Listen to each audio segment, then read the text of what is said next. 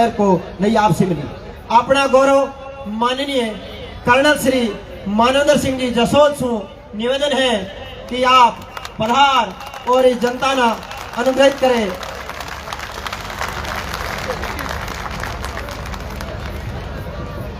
बहुत बहुत धन्यवाद। राजगुरु मठाधीश तिरुनाथ जी बाब जी,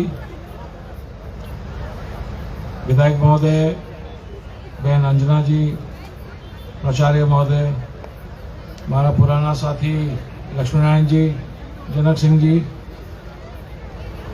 और जिसके कारण मैं यहाँ आपके बीच आया, अध्यक्ष जी छात्र संघ जैसलमेर कॉलेज के।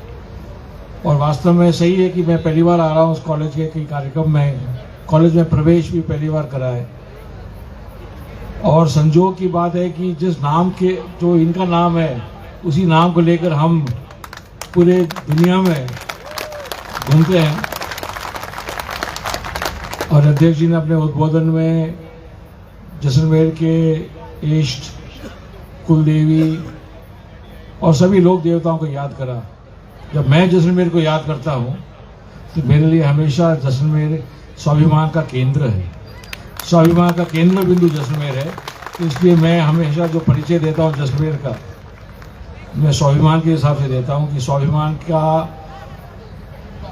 अभियान का, स्वाभिमान का जंग का शुरुआत यहाँ जैसलमेर से हुआ था। और जैसलमेर हमेशा केंद्र बिंदु रहेगा मेरे लिए, स्वाभिमान सेनानियों के लिए।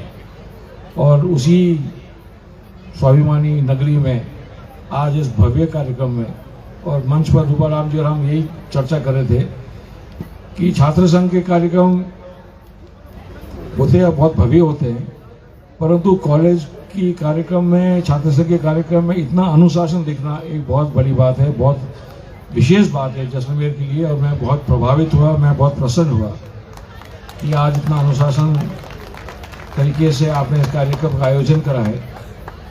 मैं अध्यक्ष जी से पूछ रहा था जब हम कार्यालय से निकले कि कॉलेज में एनसीसी छात्र छात्राओं दोनों के लिए है, तो उन्होंने कहा कि दोनों के लिए है।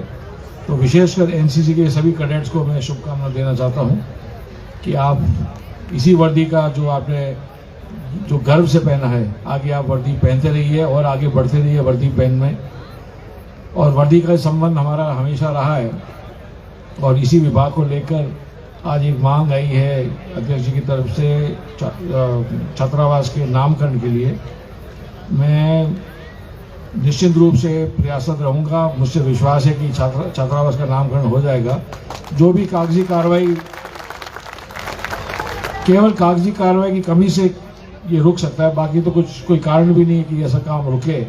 ये पवित्र काम है और इसी में हम लगे हुए हैं पूरे प्रदेश में, जगह जगह गांव के नाम से, स्टेडियम के नाम से, चाहे कोई कॉलेज हो चाहे विद्यालय हो, तो शहीद का नाम याद करना हमारे लिए बहुत अनिवार्य है।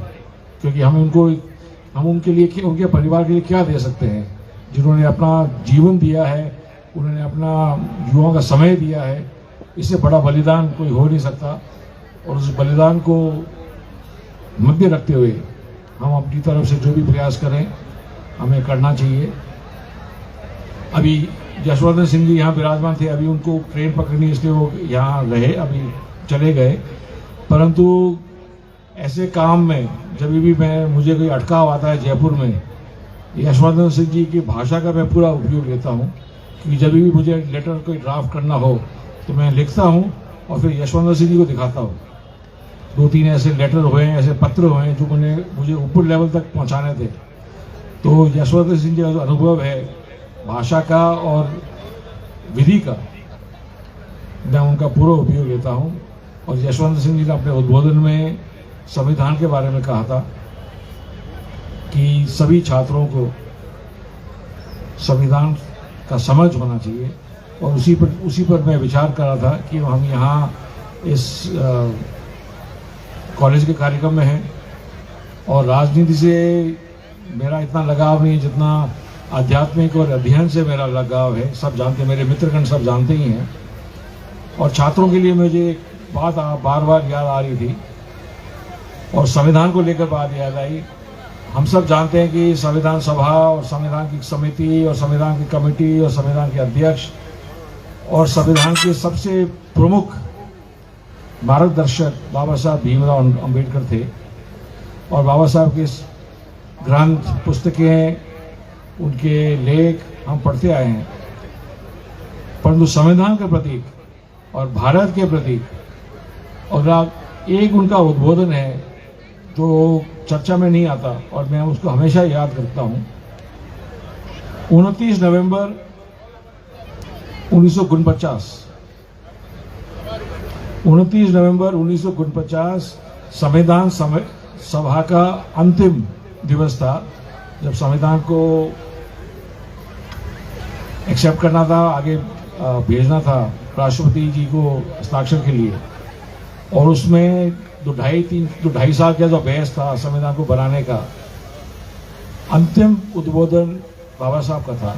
जब जो भी विचार आए, जो भी प्रस्ताव आए, सबको स्वीकार करा या नहीं करा, जो भी करा, वो जो अंतिम उद्बोधन है वो मैं अभी आप सबसे निवेदन करता हूं कि बाकी को आज पढ़े ना पढ़े, लेकिन वो अंतिम उद्बोधन लगभग 12-14 पेज का है, वो आप जरूर पढ़ें। उसमें जैसे रूपाराम जी ने अपने उद्बोधन में कहा,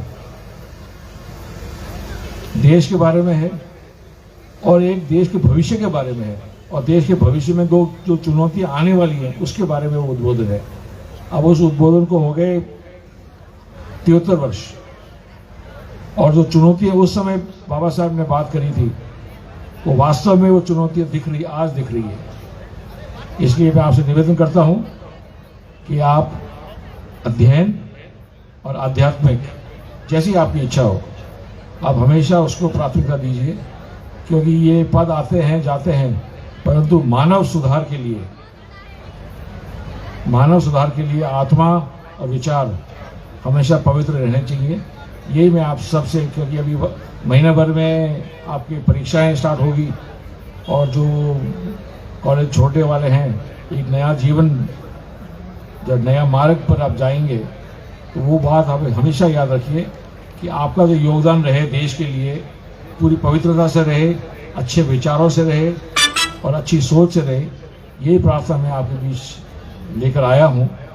आज का जो सांस्कृतिक कार्यक्रम है उसमें और अटकाव नहीं हो, इसलिए मैं अपनी वाणी को यही विराम देता हूँ। आपने मुझे याद करा, अधीश जी का विशेष धन्यवाद। आप अपना अध्ययन का जो जीवन है, मैं अभी भी अध्ययन करता हूँ, ये कभी समाप्त नहीं होता, और आध्यात्मिक तो यही है। कल से हमारे चैत्र नवरात्र के स्थापना है, तो मेरी आप सबको नवरात्रि की भी शुभकामनाएं। बहुत बहुत धन्यवाद। जय हिंद, जय भारत। बहुत बहुत धन्यवाद।